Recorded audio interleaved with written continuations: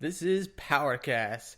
Hey everyone, episode 4. We're going to do a little bit talk about UTVs, and we're probably going to call this part 1 of many parts because some industries are not coming out with things. I'm Christopher Grieve, and this is my associate Nick Wilmon, and we're here to give you everything powersports news with a marketing twist, trying to remove the blurry lines between the consumer and the dealerships.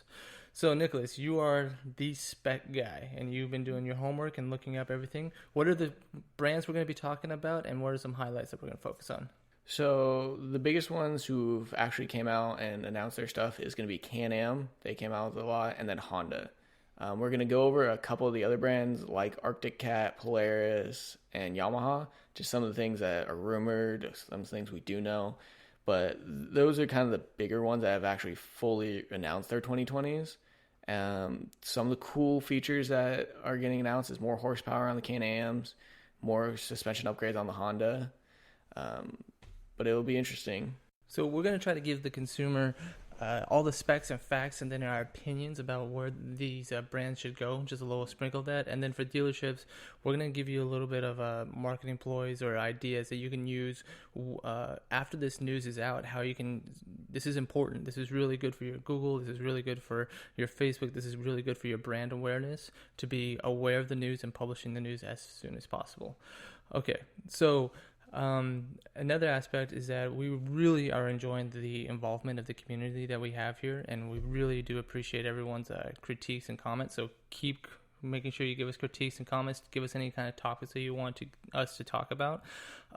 Actually, I believe in the coming weeks we're going to be talking about scooters, and I know that's a little bit of a different industry, but we try to be very broad with power sports and everything. And in us doing scooters, we actually had a scooter sponsorship come out to us, and we'd like to announce F1scooters.com. They're a 100% e-commerce website that ends up placing the crate of the vehicle right there at your house. So you do have to do assembly and everything like that, but it's really, I've done Legos that are more complicated than putting these together, and they have a very cool customer service, and they have a very cool online YouTube guides that can help you walk through everything, and you're actually cutting out a lot of the costs with freight and labor going through them, and it's perfect for college students. If you have anyone that's going into college or anyone that's looking into local commutes on a consistent basis, they're shipped national wide, so go ahead and go reach out to them at f1scooters.com. Yeah, great guys out there. All right, Nicholas, you're the spec guy. Tell me the news per brand. Which one of the two, Honda and Can-Am, are you most excited about first? So for Can-Am, they kind of announced a couple things on all their higher end models. So like the new XRX, it's actually called the Turbo RR now. Man, they love throwing those letters out there, huh?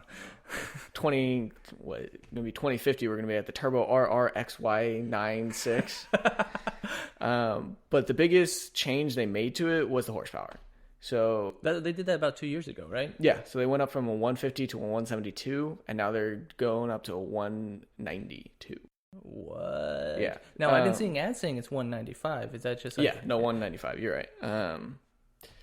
But the interesting part about it is it's not just a tune. So a lot of people say that if you just tune them up, you can get up there. They actually did change out the bore, so how big the cylinder is, with bigger pistons and a new turbo and bigger fuel injectors. So they actually changed the motor itself to get that extra horsepower. So they're not just trying to put in the same motor, little tweaks, little tweaks every year.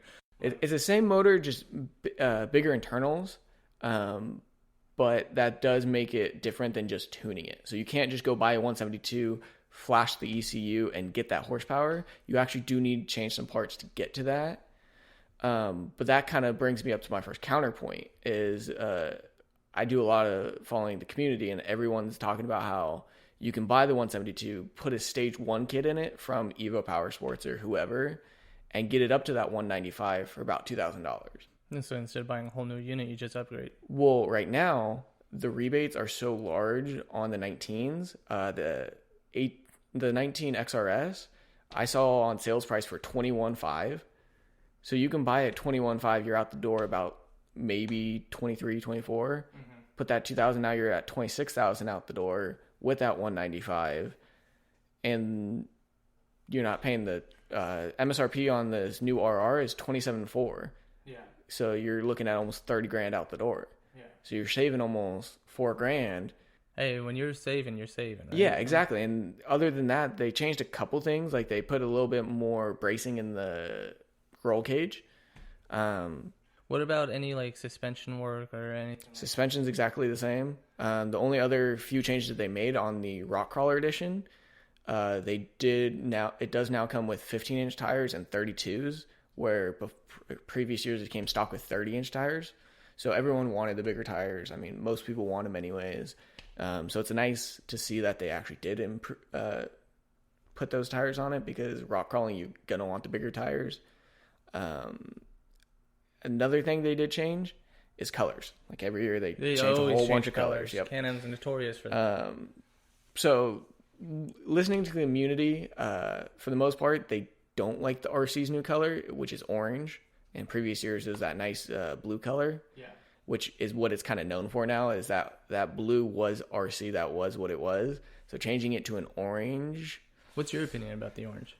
I think it's a nice color. I don't think I would have done it on the RC. Like I said, when you build a specific model to a specific color, it's kind of hard to go away from that. So I would have left the RC at a blue like it was, and then offer the orange in like the XRS or the DS. Mm-hmm.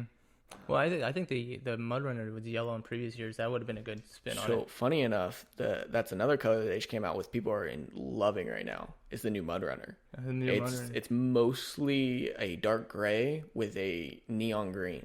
Oh, okay. It's actually really nice looking. Okay. So I am quite happy with what they did with that one. Now going back up to the 195 horsepower, as a novice of myself in the off road, you show me everything about it. Why do I need 195 horsepower? Again, I laugh because unless you do flash the ECU, you're going to be speed limited at about 80 to 90 anyways. And even if you're at wide open salt flats, the odds of you getting up to 90, 10% of the time isn't much anyways. It's more about acceleration. So it's how fast you're going to get there.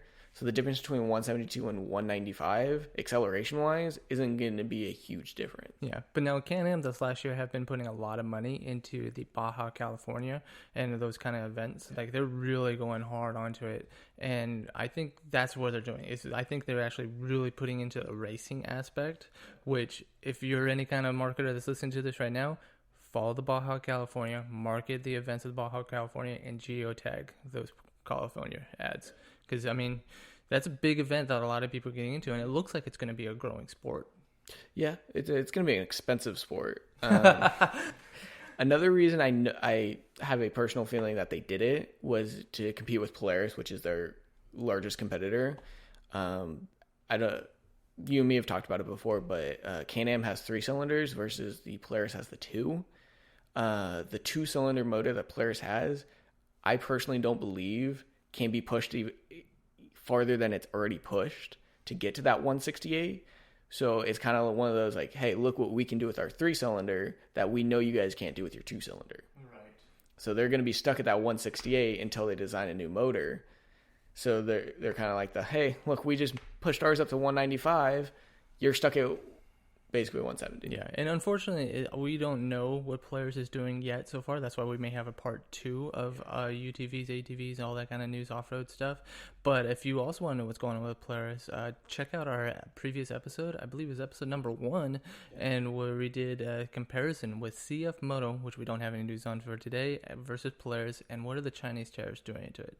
I don't know what that's going to do to their R&D, but Polaris has always been known to setting some kind of tone around this time, so we'll be on the alert and keep a lookout.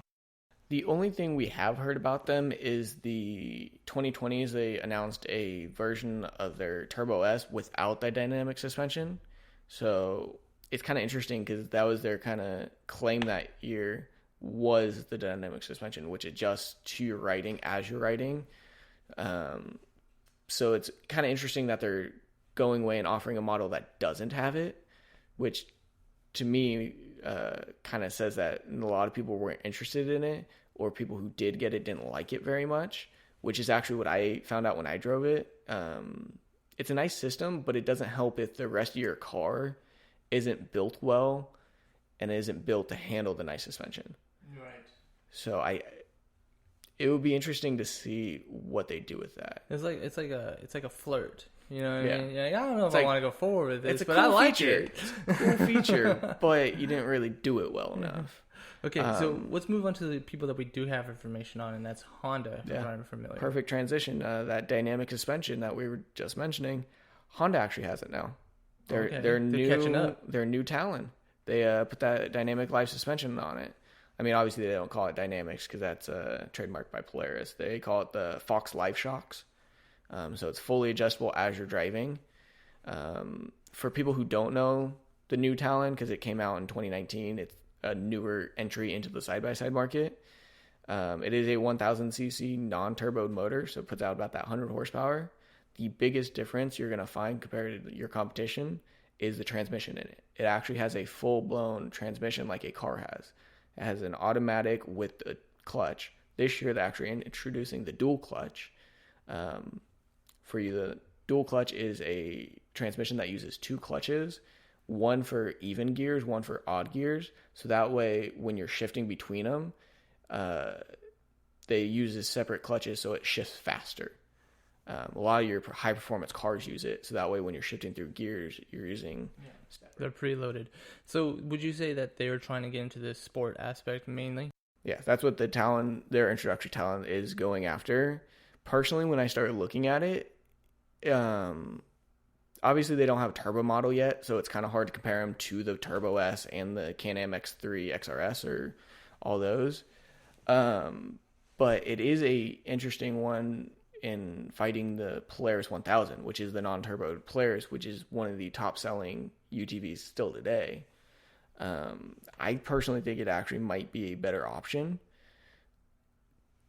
but we'll have to see how well it performs because, again, it only is about 2 years old. For 2020, they actually just released the Max version, which people are kind of giving a lot of crap towards because they put a side-by-side of their new 2020 four-door version and a 2012 Polaris RZR four-door. Oh, no. And they look almost identical. So one step forward with like the new suspension and all that other stuff they have, but then they're using modeling from like 2012. Now, what's about the pricing of Honda? Seeing that's new, it's only 2 years. Is it equally priced as Polaris and Can-Am, or is it a little bit cheaper? No, it's about the same. Like I said, for the most part, they're almost all the same. The only brands that you're going to really find equivalent that are really lower is your CF Motos, because they're the kind of the non-name brand. But they're also a good option. Like I said, if I had to choose between a RZR 1000, a CF Moto 1000, and a Honda 1000, I'd probably go with the CF Moto for now. And that's just because a lot of the accessories you get with it right off the bat are a lot worth the price compared to some of these other ones that don't give you that unless you go up in trim model, which also raises your price. All right, now let's do a quick note on the three brands that we're mostly talking about right now and the three major ones.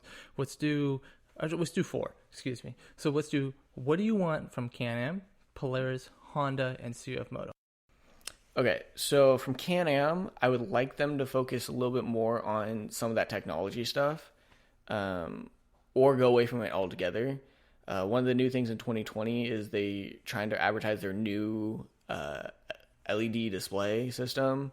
It's a full digital display with their tachometer, their speed, and it still looks like an older. It's got that orange backlighting that was used. Looks like my old analog clock. 10 years ago, and they're still using that and claiming it's all brand new and all this other fun stuff. When most of those Can-Am guys, they just want their old school needles back. Mm-hmm. They don't even care about the RZR's live full 9-inch touchscreen or whatever it is. They just want their old little needle back, like the classic muscle cars. So I would like to see them either go back to that, because that's what they're kind of known for, is performance oriented, less technology. So just go back to that, or go full into it and have a full integrated touchscreen LED screen for it. Don't be in the middle. Just go one way or the other and make up your mind. Yeah.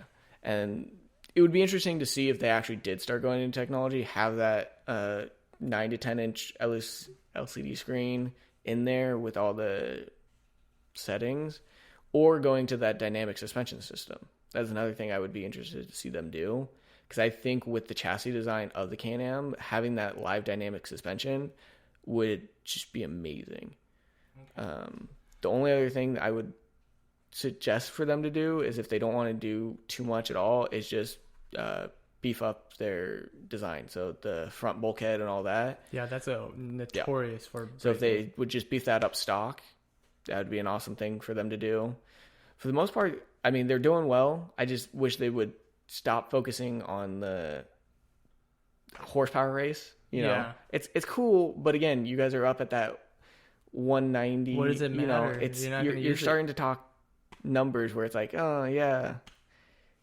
I wish they would focus on other performance style things. Yeah, and maybe actually just durability. It sounds like. Yeah, it seems like strength, durability is like it's decent, but you have the motor. Now let's focus on everything around. Yeah, there you go. You know, it's good and it's better than your other competition, but now let's make it even better, so there's no doubt about it that you are the best. Okay, so now what do you want out of Polaris? Polaris, I wish they would redesign their entire chassis. I know that scrap everything and throw it away. I know that sounds like a lot, but now this is opinionated for everyone that's out there in Polaris. We understand that you have your own likes and your dislikes and everything, and that's one thing we try to do, is that there are values out of Polaris, but this is Nick's personal opinion, so please do not comment and just destroy him. No, so the biggest thing is, if they could get that chassis to be designed well, they could take advantage of the dynamic shocks, which was revolutionary. Like I said, I think every UTV will go there. It is really awesome that you don't have to get out and actually adjust your shocks on your different riding conditions. I can go from the dunes, which is a super soft surface, out to the trail or the rocks, which is a super hard surface, and it's automatically going to adjust my shocks for it without having to get out and adjust them what Can-Am has. That's an awesome system. Their technology, they have that full, I think it's 10-inch display screen. It's an interesting system. Like I said, it's the future. It's like something that it's expected nowadays. Yeah, we're almost 2020. If it's a there, science fiction number. It's an awesome thing to have. You know, and like we were saying, everything's going to go there eventually. So the fact that they're the first ones to do it, awesome. You know, their seats, I wish they were bolted down. But just little stuff like that they overlook could go a long way, you know. So for Polaris, they just really need to focus on just the smaller things, even if they don't want to attack the big thing and just go all in and make something new. Because for the most part, they've stayed the same since 2012. I think that's what's happening, is that they are not changing fast enough to keep up. When Can-Am came in, I think Polaris was really the only sport UTV out there, and now all of a sudden everything's getting shaken up, and Honda's getting into the game. CF Moto's becoming more aware. Yamaha is working on it. I think they need to pick up their game to stand out in some kind of way. Yeah, they just need to change, because, like you said, it's the same cars from 2015. They've just changed the motor and technology. Little bit, not enough. Yeah, not enough. The suspension that you were talking about is the only thing that would really change, and obviously, based on what I've seen in sales reports, it's not enough. Yeah. So now let's go into Honda. What would you want? So Honda, I'll lump Yamaha into this one as well, and maybe Arctic Cat as well. One of my pet peeves with these brands is, I know for sure Honda and Yamaha, I'm not quite sure about Arctic Cat yet, they offer factory turbo kits, but not on the units. So you have to buy it without it, and then you can go into a dealership and buy the turbo kit and get it installed. So you just want a turbo stock. They need a stock turbo model, because no one wants to go through the effort. Okay, I'm going to buy it, but now I got to bring it back to you guys for 2 weeks for you guys to install this kit. And it's just a hassle when I wish they would just come out with a stock turbo model. So come on, Honda. It's not that hard. Yeah. Well, like I said, they have it. They have the kit. Which is funny enough, because I personally love Yamaha. If I was going to buy one, I'd buy Yamaha. And that's just because they're 5-speed manual transmission. I like being able to shift them. They come with, or I priced it all out, and if I bought the top of the line one, which I would want, with the turbo kit, it would come out to about $26,900, which is pretty much exactly where the XRS Can-Am is, the Polaris Turbo S is. So it would be pretty much equivalent in every facet, especially because that motor with the turbo puts out about 190. So it would compete with the Can-Am if they would put it out factory. but they don't, so people don't compare it at all and just blow it off. Now, if you were a Honda Yamaha dealer, would you say, and again, forgive me if I don't know if there's any kind of map policy or anything like that that stops you from doing this, but I don't imagine so. If you were to accessorize a unit that had a turbo already and advertise that, would that be alluring to you? For me, yeah. Like I said, I actually think that would be really interesting. I for sure would be interested in it because I think Yamaha is a great brand and I like their style of transmission over a belt. Personally, I'm not a big fan of the belt system just because it is, you go up in RPM and it sits there versus being able to shift it. To me, it's just more classic style. And well, I mean, Yamaha's been in the game, off-road game with the Raptor. That's like the number one sport ATV. And I'm pretty sure that experience and technology that they're bringing over to the UTV aspect is great. I'm pretty sure that if they market it right and they actually were focusing, like you said, on the turbo aspect, they'll be very up there in the competitive space. Yeah, for sure. That is one thing. Yamaha hasn't announced anything they're doing to their 2020 UTVs. They've only focused on their dirt bikes and their ATVs for now, which makes sense because that's their biggest market, comparing that they are the only ATV out there for the most part, that actually matters.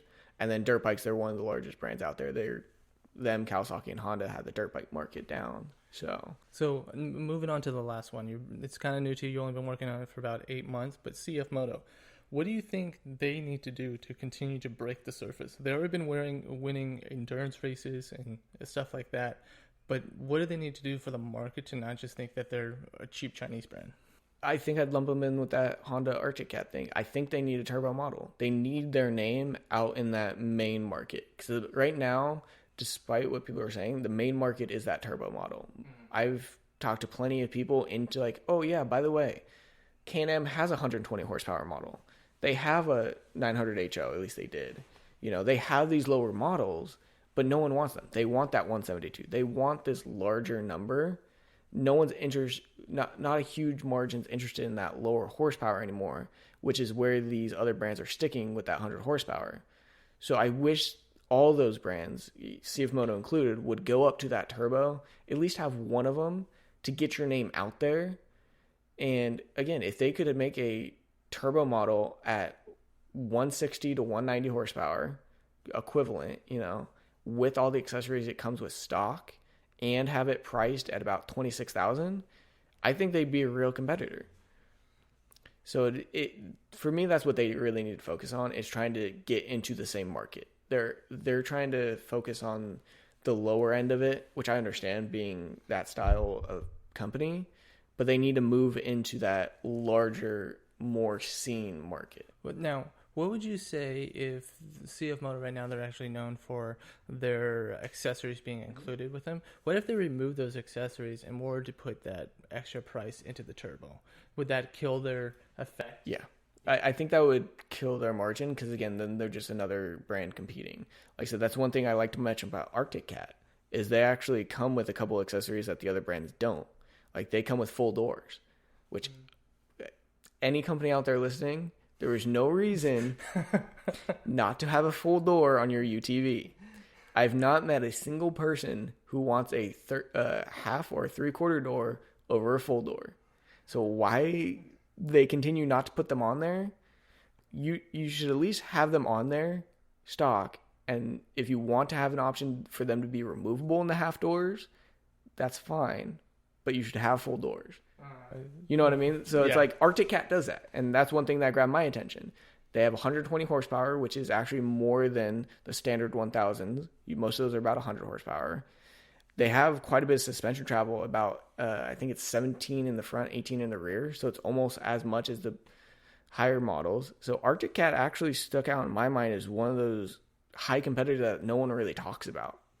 I think Arctic Cat is mostly known for like their snowmobiles. Their snowmobiles, yeah. They mostly are known for that kind of aspect. So. Yeah, so their new UTV, it's like the Arctic Cat XX or the Wildcat XX.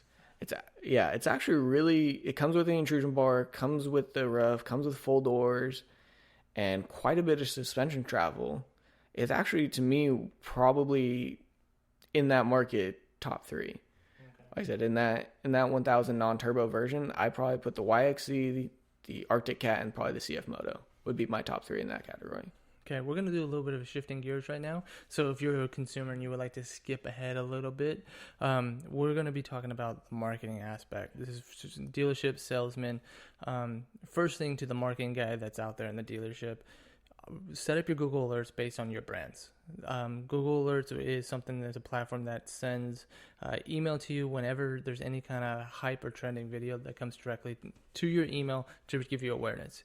Being in the head of the game in a local sphere is the best way that you're going to get the bang for your buck for your marketing. So once you become aware of what's going on, or even know about the release events, like it was like 7 days ago that BRP had the release event and they had a good live video, everything like that. Literally, that's the time when you use Twitter. A lot of people don't know how to use Twitter, but that's the time to use Twitter. It's based around events. You start advertising yourself. And then the second aspect is content pre-made is pretty easy. More or less, you just have to have a template where you have information here, photo here, send. It's really kind of simple that way that you can put it that way. And you want to be the first one out there in the industry bringing up the noise about it.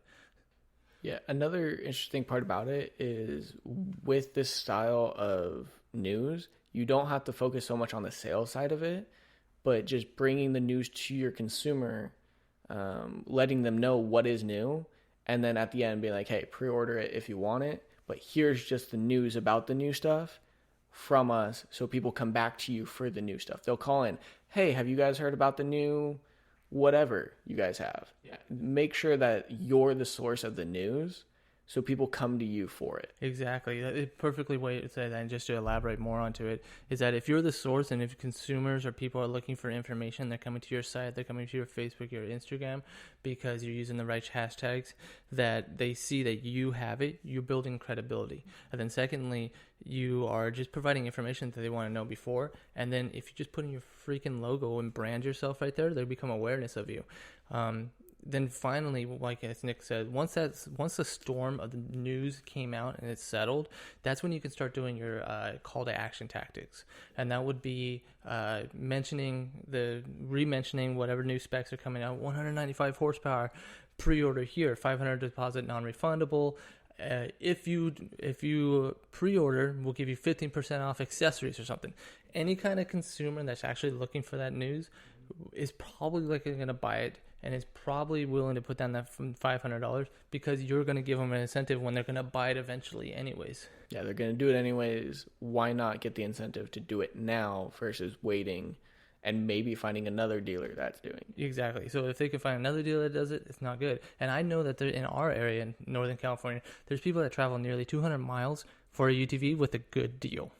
And when you're nickel and diming for that couple $1,000 of accessories, making sure you get out in the sand right, that's important. Another aspect that we can go into is when you mention the news and you end up having the news going aspect about it and you have the incentives flowing about it, you do put a time limit on it. Because if you put a time limit on it, then they're not gonna wait, and you don't want them to wait, because this is another thing that any dealership owner is gonna be really grateful to have a marketing guy doing, is because now he's gonna know how well his orders are gonna go from the dealerships. The more reaction or more deposits you get for that, it's a viable number of how many units you're actually gonna sell. So that ends up helping out the other guy, and you'll become their best friend really fast. Yeah. That's definitely a nice thing to be able to do for your dealership. This is a simple outline. Blast the news everywhere where you get it. So get the news, blast it, social media, out, gone. Website, main page, everything. Then after the storm settles, do incentive offers. That's what more or less you're going to probably do a month, maybe a month and a half, up to 2 months of where you mention your incentivized offers through pre-schedule ads on your social media and email campaigns. And you want to gather your email campaigns based off of, one, inquiries, then two, anyone that buys extra parts or accessories for an older unit, you should be already gathering those kind of units. And you want to just like, hey man, you just bought parts for this, maybe it's time for an upgrade or anything like that. And then the final offer is when it comes to the grand opening. You mentioned it's coming. You'll have a open house But then this is when you maybe do accessories, sweepstake. So you have a leading up to the grand opening or the actually becoming on your showroom. You have all this offers. So throughout the whole year, you're almost freaking advertising them nonstop. News, incentivize participation. That's simply structured to how you can get the consumer involved, and you actually have a 10% increased chance of landing a sale if you're going after the market that's already in the market. Don't try to go looking for new consumers on the newest product. Anyone that's a new consumer is probably going to get a used or an older model, a trade-in model, to see if they like the sport first. But anyone that's of the market are first, they want the newest and baddest toy. They're going to find ways to get it. That's interesting that you also mentioned that, is because during that, you can also try and push out your older year. So you can be like, hey, look at this brand new news. Look at this new one. Oh, by the way, look at this amazing deal we have on R19. You're right. You know, it's a good so one. Here's all the awesome 2020 stuff. Oh, but here's $6,000 off the 19 if you're not quite interested in those features. Exactly. Very well said, Nicholas. So we're going to be ending this podcast right now. This episode was sponsored by ATV Wholesale Outlet, and you can go to atvwholesaleoutlet.com to find anything about CF Moto Chinese related ATVs, dirt bikes, and scooters. Go ahead and go to the website, atvwholesaleoutlet.com. To the community, Nick and I appreciate you. We love your participation, and we look forward to making more podcasts for you. And if you want us to talk about a specific topic, we will. And I would look in the future, maybe 2-3 episodes from now, when Polaris and finally get more news out, we'll be able to talk about them. So signing off. Thank you. Adios.